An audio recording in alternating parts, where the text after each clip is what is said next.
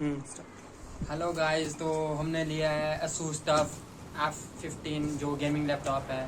तो हमने ये फ्लिपकार्ट से लिया है। चलो फिर इसकी अनबॉक्सिंग करते हैं।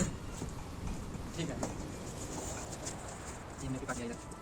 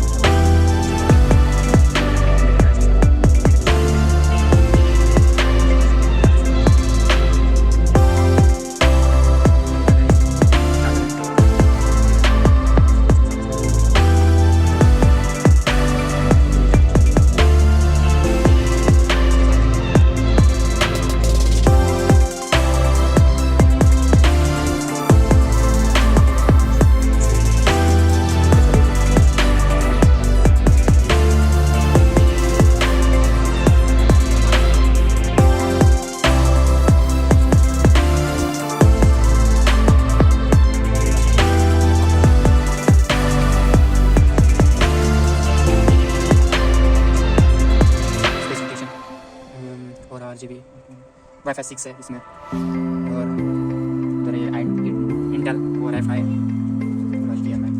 चलिए फिर इसे स्टार्ट करते हैं।